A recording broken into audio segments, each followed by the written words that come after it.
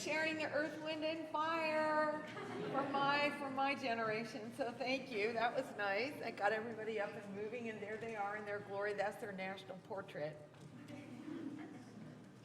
Okay, so today we're gonna, well, we might, maybe we aren't. Well, I guess I'll have to click it by hand. So today what we're gonna do is we're gonna continue our talk about glucocorticoids. I backed up a couple of slides so we could kind of continue our thoughts. And my plan today for you is we'll finish talking about how we're going to use glucocorticoids, and then we'll go through some case examples to give you a feel for how you'll probably use them in the real world. So we've talked about what glucocorticoids do. We talked about the effects on many, many parts of the body, and also that they have a lot of pharmacologic properties that allow us, when you synthesize them, that allow us to use them in many, many different forms. So there's just you can get a glucocorticoid in just about any way to get it either on the body surface or in the body. There are a million ways that you can use them, and these are probably the largest drug class that's used in veterinary medicine for sure, and probably in human medicine as well. So lots and lots of uses. And so where we stopped yesterday was talking about some of the dosing requirements. And I just wanted to go through these again. Remember that we have, when we're using glucocorticoids, there can be side effects to them. So they're safe to use long term as long as you're careful about what you do. So when you're using these for chronic therapy, you want to make sure that you use the smallest dose over the shortest time period that you can get away with. And I put a couple of examples in here. So if you're treating an anti-inflammatory or an inflammatory disease and you're using glucocorticoids for their anti-inflammatory properties, you usually can get away with a shorter dose of them. So we usually think about that as like a 5 to 7 day type of course to get it under control, and then you may drop off to even using it once every other day, which is fairly safe if you do that. Versus if you have an immune-mediated disease, and we talked about that with a great example being immune-mediated hemolytic anemia, that you're going to want to put them on higher doses, but they're going to have to stay on for a longer time period. So like 21 to 28 days and for a full dose, and then you're going to be weaning them over 6 months. And again, these are just different protocols to treat different types of diseases. Okay, so the other thing that I wanted to remind you about is the hypothalamic pituitary adrenal axis. And when we come in and we give cortisol, this is like really slow. When we come in and we give like cortisol, you're going to be giving, like poking my eye out. No, that's not helping either. Anyway, when you come in and you give cortisol, so at this level here, remember how important the negative feedback inhibition is on this HPA axis, right? So when you come back in and give cortisol, you can shut down that system really fast. And remember that anytime you're giving a drug, especially an endocrine drug, you are giving way more than the body ever would see. We'll talk about insulins and using insulin in type 2 diabetes mellitus, and a lot of the questions that come up is like, why does that even work? We know it's a receptor pump, right? Well, the thing is you're given so much, you just overwhelm the receptors. So in this instance, you are giving so much glucocorticoids that you like overwhelm the negative feedback. You just overwhelm the system and you shut it down, which means that if you stop it all of a sudden, then these adrenal glands here are totally shut down, so they don't know what to do. So you won't have enough to support yourself, and you can put them into an Addisonian crisis. A very common way, and for those of you that have worked in any kind of a small animal practice, I'm sure you've seen this, a very common way for people to taper glucocorticoids is to cut the dose in half. So if you have them on like full dose for 7 days, cut the dose in half for 7 days. maybe cut the dose down in half again for 3 days, and then put them on every other day for a couple of days, and that's usually enough to keep them from becoming an Addisonian. Alternate day therapy, and I want to present this to you, is an excellent way for using long-term glucocorticoids if you need to. A really great example of this would be treating inflammatory bowel disease. Sometimes those animals, we can get them on stuff that can keep their inflammatory bowel disease sort of at a baseline level, and we can use like diet, we can use like metronidazole, we can use probiotics that can keep it all at sort of a basal level, but they still need a little tiny bit of glucocorticoids. So using an alternate day therapy is great because it gives you enough time for that hypothalamic pituitary adrenal axis to regenerate, so that you aren't shutting that system down all the time, and also gives your liver a little bit of a chance to have some time without glucocorticoids. So if you can get them on an every other day, it's actually better to have them on a higher dose every other day than a lower dose daily. The exception to that would be what disease, where they really need glucocorticoids every day. I'm saying that, and there's like a gazillion diseases where they do. But the exception to that would be an Addisonian, right? So you're not going to want to get them on every other day therapy because they're just not going to feel good. All right, so one of the things that dermatologists use a lot is pulse therapy, and they will use really, really high doses of short-acting glucocorticoid for short time periods.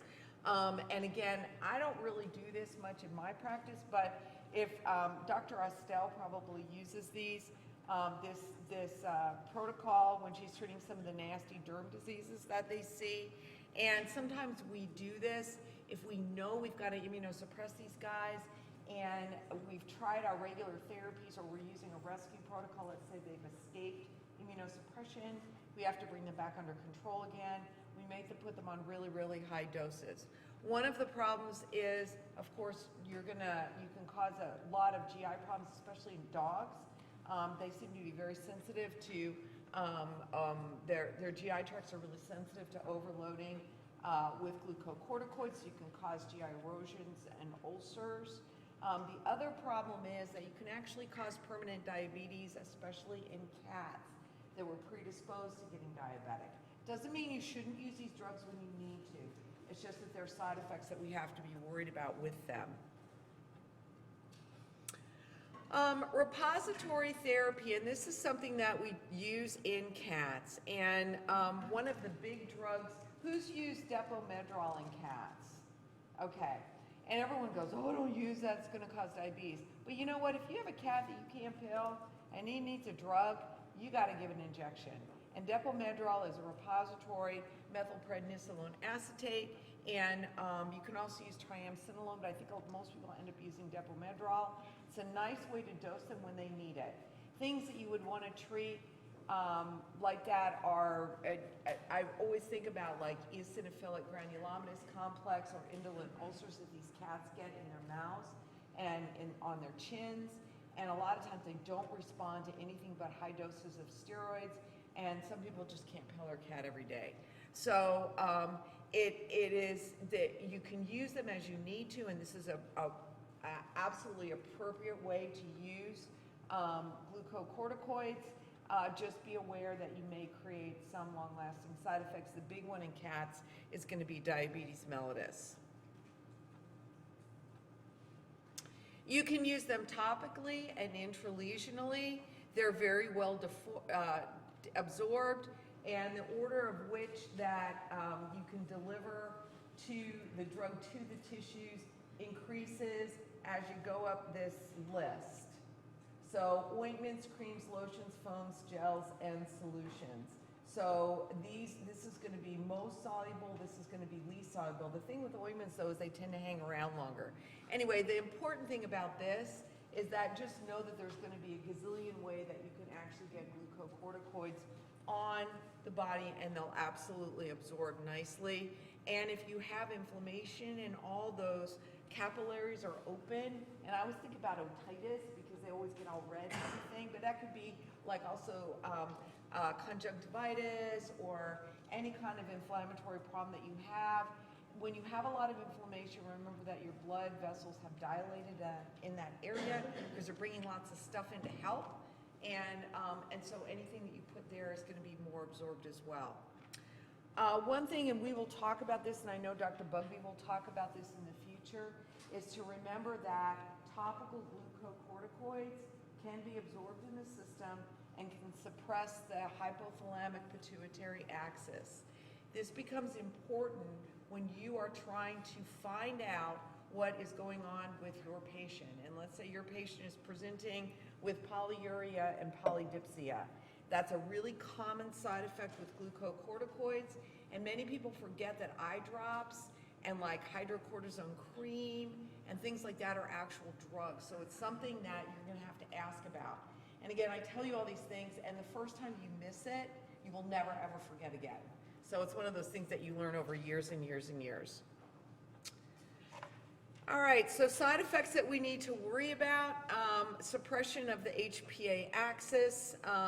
The glucocorticoids with the highest anti-inflammatory effects seem to have the most suppression, but you can really get it with anybody. So again, be concerned about that and remember to taper these guys when you're bringing them off drugs.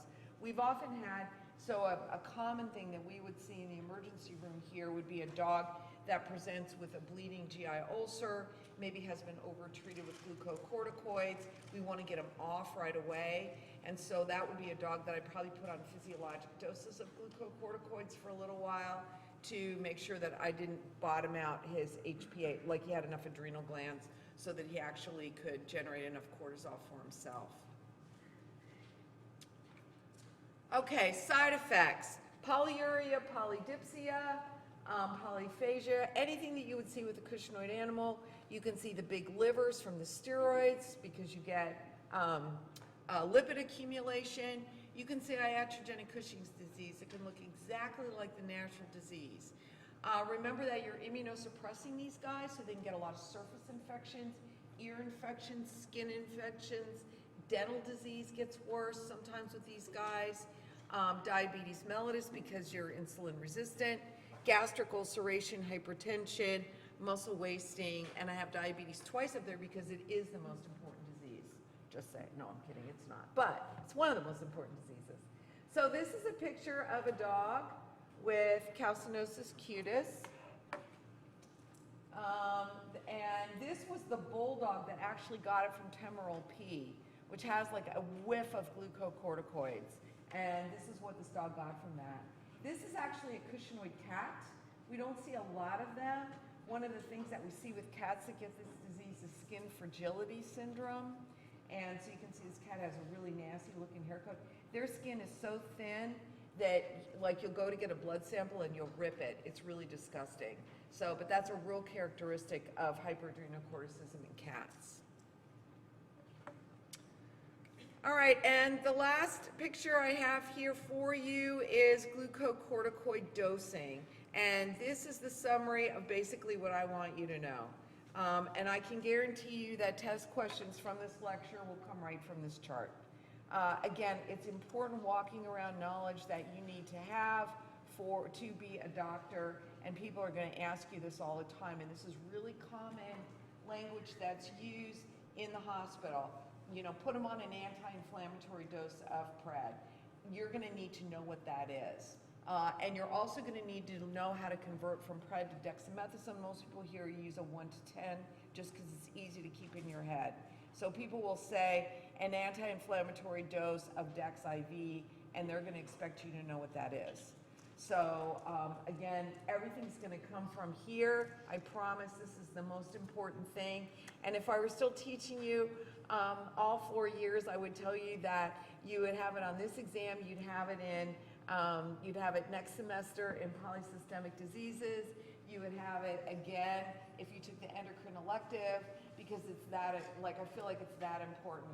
And I just don't want you guys to lose sight of this. You can look these things up in formularies. They are not as straightforward as you think.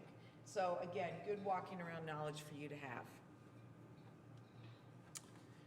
All right, and the last picture here is my very handsome dog working hard. Look how hard he's working guarding our house. So I had a little chat with him this morning because there were like all these deer all over the place in the backyard, and they eat all the begonias, and he's standing there looking at them. I said, well, why don't you go chase them away? And he looked at me and he said, you know what? He goes, Mom, there's no elephants here, are there? Because I chased them all away. And I said, oh, so it's the elephant chaser. But anyway, that's him hard at work. All right, so let's go on and talk about some cases. Any questions or anything so far that you want to ask publicly?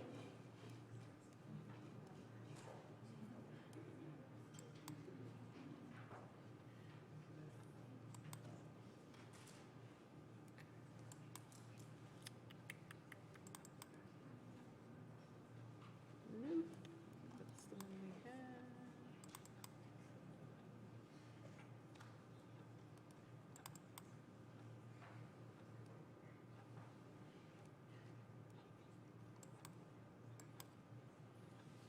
Okay, any questions or anything I can answer so far?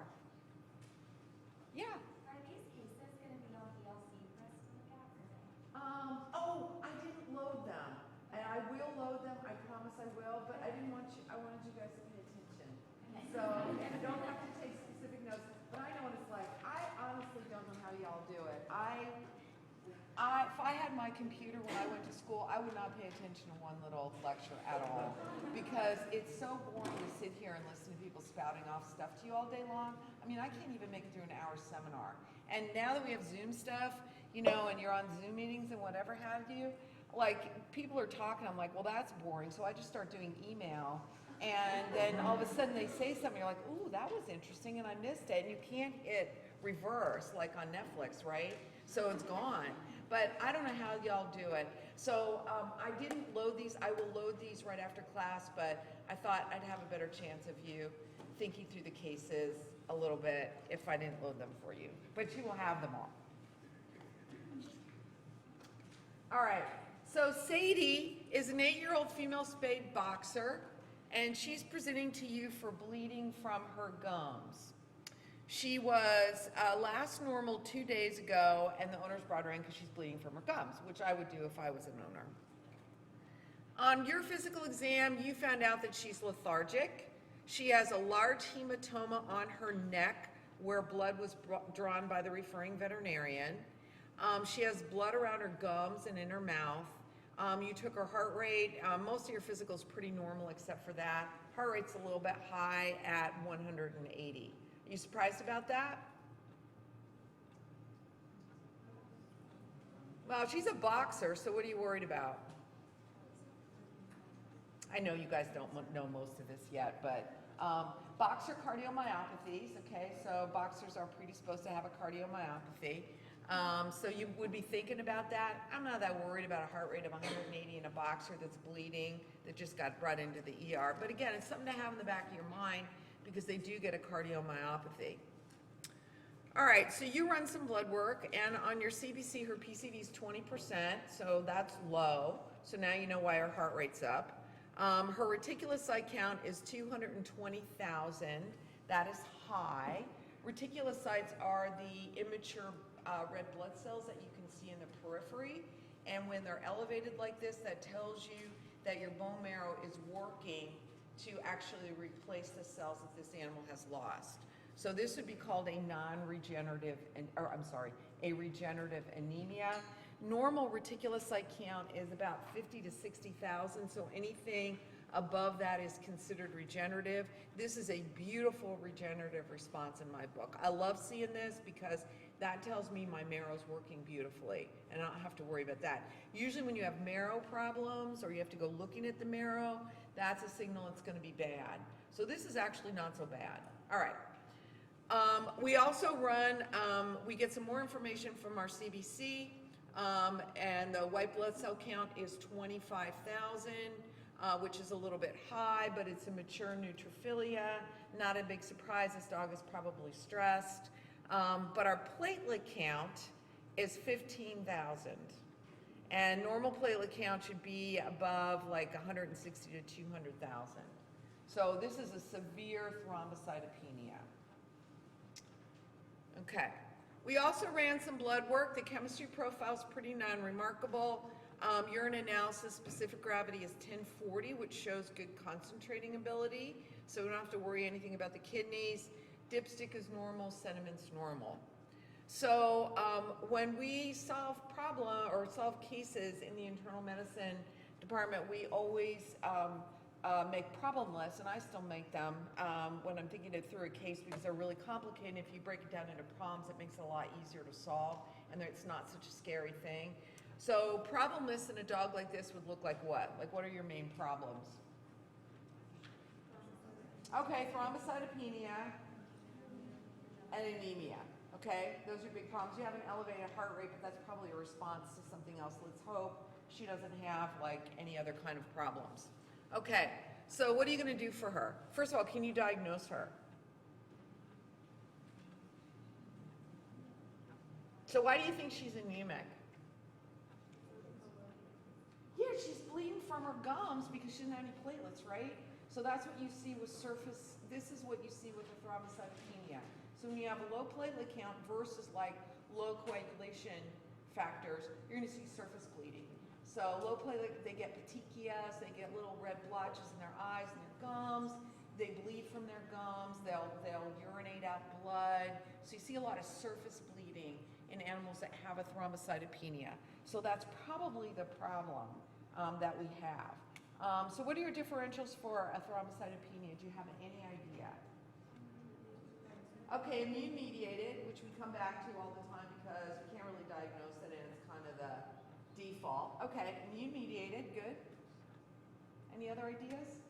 And again, I know this is early for you guys that you would be thinking about stuff like this, but. So other things that I would think about would be cancer. You always have to, it's a boxer, and cancer, the antigens on tumor cells can always cause some sort of a secondary immune-mediated thing that can cause platelet destruction. Other things that I would think about are tick-borne diseases. So that's one of the ones, especially something like a Rocky Mountain spotted fever or an Ehrlichia can do it. So those would be things that I would think about with her. We did a whole workup on her, which usually costs thousands of dollars, and we never find anything, but we have to do it anyway. And we come up with a diagnosis of immune-mediated thrombocytopenia. All right, so now what are you going to do?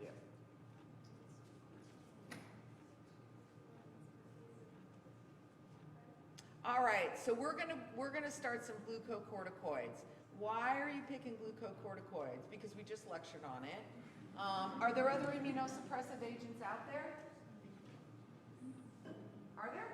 Has anybody used anything in practice that was another immunosuppressive agent?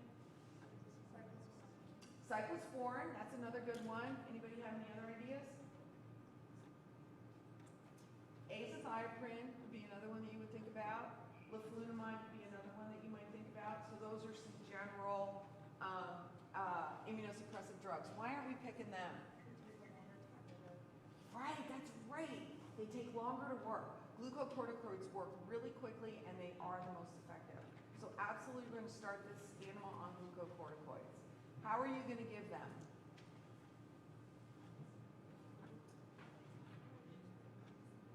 It's a good question. How are you going to give them to her? Right, so you might be afraid to poke her. Like IV, you need to be thinking, oh, I'll just give her some IV Dex, that might really help her, but maybe you don't really want to poke her. So oral pred, like you said, and your dose is 2 to 4 mg per kg. So with a dog like this, I would give her a mg per kg twice a day. That's what I would personally do, okay? If you only had oral dexamethasone in your practice, what would you give? So 0.1 to 0.2 mg per kg, right? Okay. All right, good. Yeah. If it's immune-mediated, do you think that this would be like a chronic problem? So would you have to give like cycles of glucocorticoids anytime there is a... That's a great question. So the question is, if this is an immune-mediated thrombocytopenia, will it recur, and do you have to go through cycles of this? So it could be, absolutely. Part of the problem with immune-mediated thrombocytopenias is we never really diagnose them, so we don't know what kicks them off. It could be an environmental factor that this dog has a response to, and for some reason just gets, the platelets just are destroyed for some reason. I grew up in veterinary medicine, meaning I did my training, with some real platelet people, and a lot of them honestly felt like if you didn't treat these guys at all, a lot of them would get better. And that is true, at least in my experience. They get better on their own without even any drugs. It's just that you're afraid to do that because you don't want them to bleed out. So I would say that ITPs tend to be easier to treat than an IMHA. So with an ITP like this, I would do, like a mg per kg of prednisone equivalent glucocorticoids. I'd probably give them orally since it seems like she's still eating. And I would give them twice a day and probably treat her full dose for about 3 weeks and get her back in and then recheck things. And I could taper her probably in a couple of months. It's different with an IMHA because and with the ITP, if they recur, they're a lot easier to get under control. The problem with IMHAs, and again, this is just practice knowledge, they're harder to get under control, so we treat them with higher doses for longer. And those are the ones we wean over 6 months. There's something else I would do with this dog, though, if I'm going to give oral steroids. What are you worried about?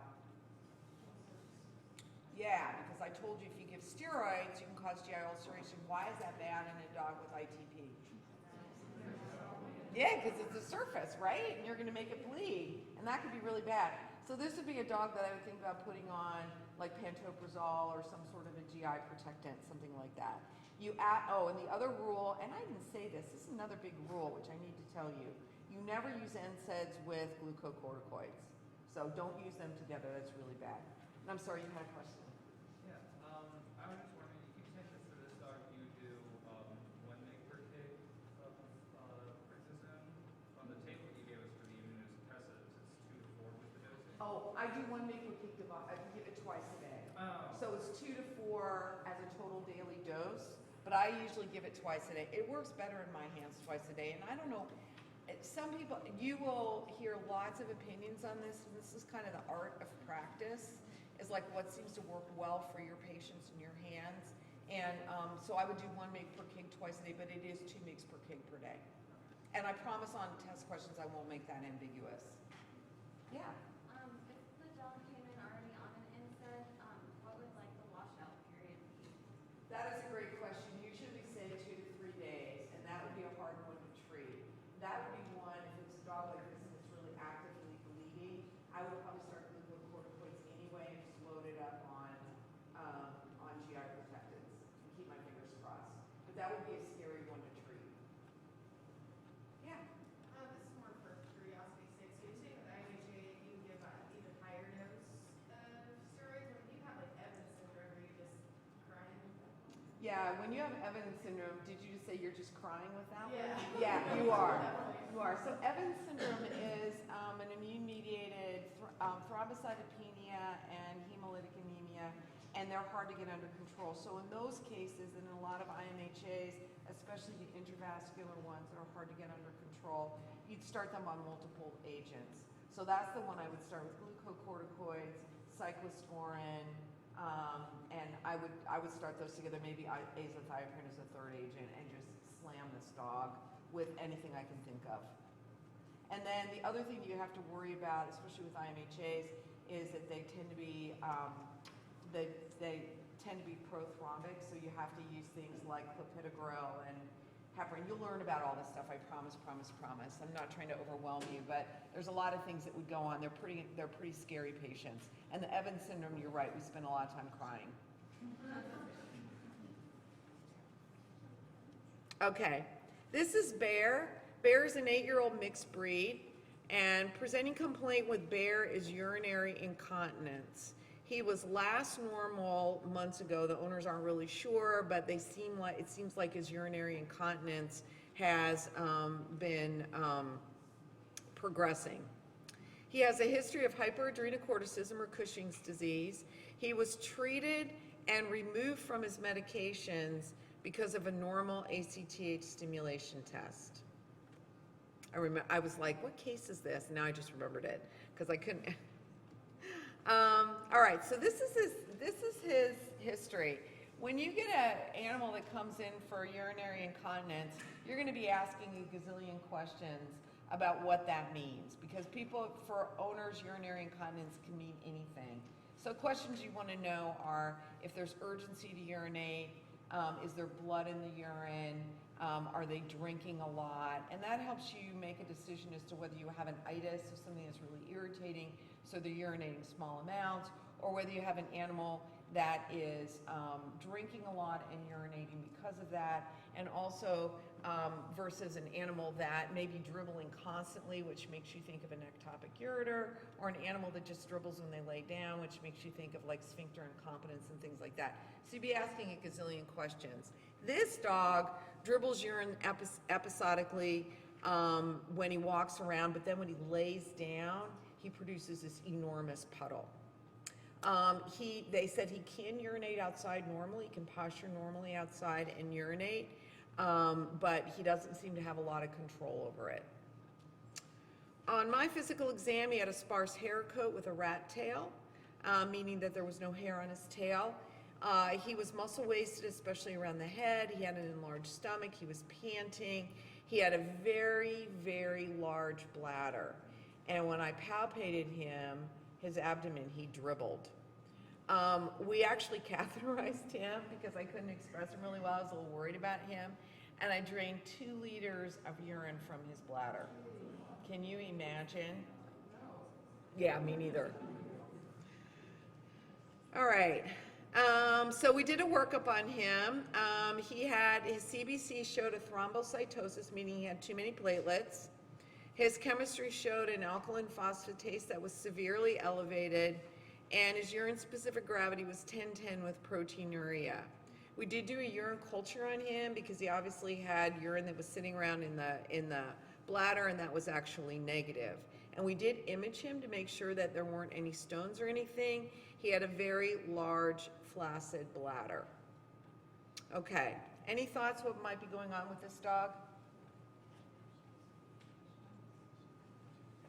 I wouldn't really expect you guys to get this kind of early on, but I think what happened with him was, first of all, he had Cushing's disease. He got diagnosed. They put him on trilostane, and they fixed him. And they did an ACTH stim test on him, which was within the normal range, but it actually should be if he's being treated for his disease. So I think they took him off the drugs and it just came back again. Okay, but we have to test him, right? So we're gonna do a test on him, and we're gonna do a low-dose dexamethasone suppression test on him. So we give 0.1 mg per kg dex IV, and you get a pre-dexamethasone cortisol, a 4-hour post, and an 8-hour post after that. So you get 2 samples with that. You will learn, I promise you will learn all about this next semester. And the results reveal pituitary-dependent hyperadrenocorticism. Okay? So I don't expect you to memorize how much dexamethasone you need to do for a low-dose dex, because that's something you can look up pretty easily. So you don't need to remember that. But he's got pituitary-dependent hyperadrenocorticism. So what drug do you want to use? What are you going to do with them?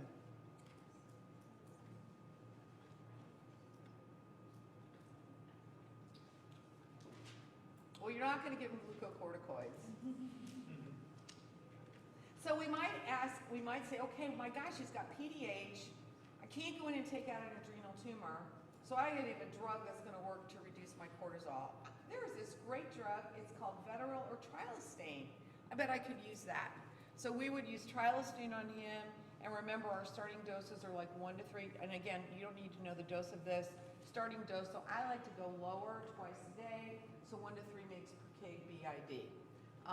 And then we're gonna monitor him in a couple of weeks with another ACTH stim test to see how he's doing. Okay, so any questions on him? Yeah. How does that cause the urinary incontinence? Because I know I have PUD, but I'm not sure of that. I'm sorry, thank you for asking that. I think what happened with him was, he's a good dog, and he's very PUPD, and I think he just held his urine. And then over time, when you do that, your bladder gets flaccid, it stretches out. I'm sure you guys learned about this probably in physiology, you probably know better than I do, but their bladder gets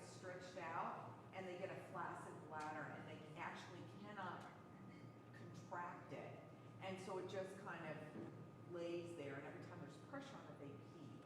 So to treat that, we could actually, so one of the things that you do is you keep them catheterized to keep their bladder volume small until it regains control, like the bladder muscle will actually realign itself, and the little sarcomere things that move back and forth across each other will realign. You can do that, or you can give them a drug like the Pharmacology that helps that contraction happen. But usually only takes a couple of days if you keep their bladder empty for them to regenerate. So I think that's what was going on with him. So again, it's also a really good example about how people talk about incontinent animals, and sometimes it's just the fact that they're drinking more. And this was a really good dog and he was trying to hold it. Any other questions? All right, so we have Layla. Layla is a 5-year-old female spayed West Highland White Terrier, and her presenting complaint is chronic vomiting. So she's been vomiting episodically over the last couple of weeks. She'll eat normally, although now she's becoming a picky eater. Vomiting is not associated with food. The owners have also noted weight loss, and yesterday she actually vomited water. All right, on physical exam, she's thin with a body condition score of 3 out of 9. She's lethargic, but responsive, so she seems neurologically appropriate. She's a little, lethargic for a 5-year-old Westie in the hospital.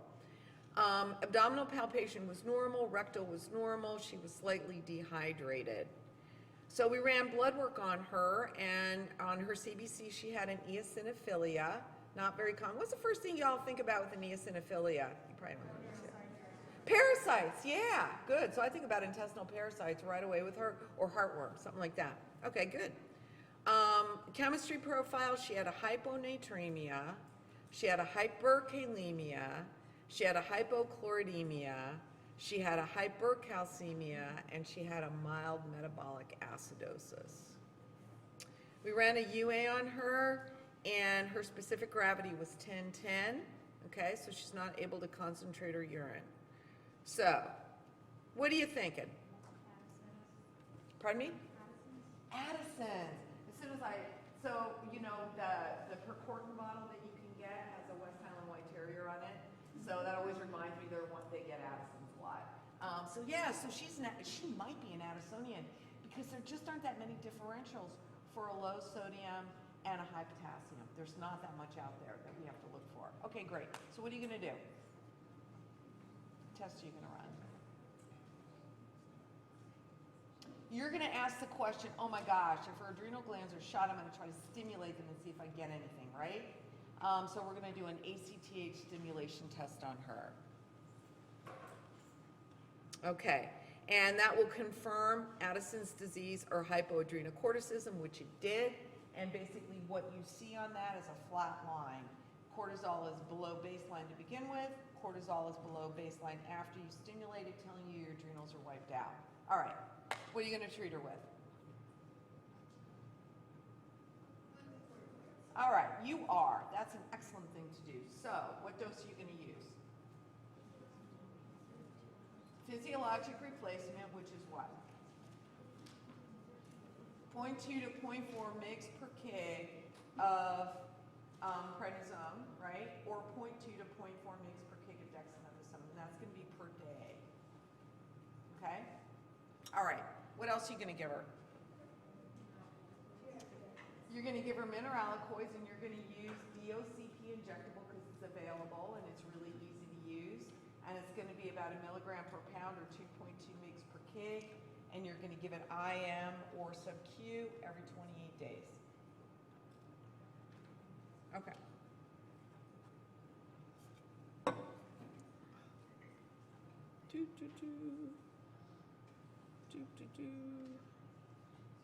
All right. So that's what I had for y'all today. Are there any questions or anything that you want to ask publicly?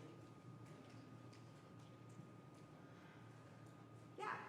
For that last case with the Westie, would you do GI protectants as well, like at least when you're first getting her started and let her body adjust, or like? You know, that's a good question. You certainly could. It's not a bad thing to do. I probably wouldn't worry too much about it with her because she seems pretty stable. Certainly with the boxer, that would have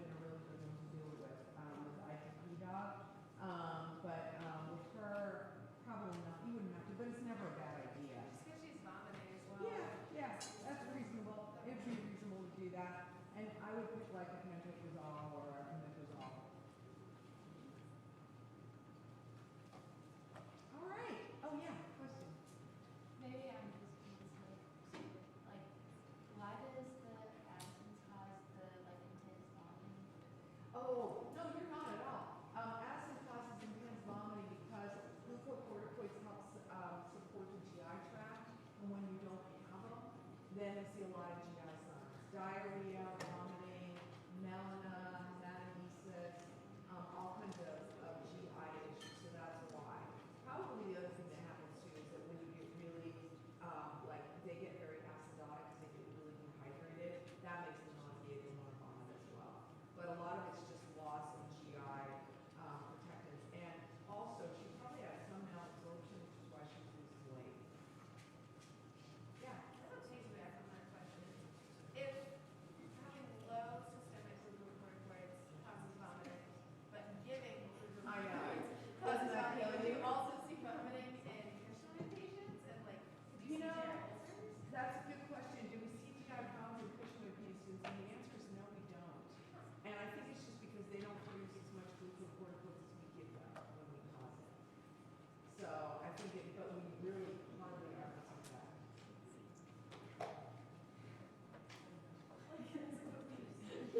Very confusing glucocorticoids on the GI tract. All right, well, you guys are free. You can have some extra time to get a snack, and I will see you on Thursday.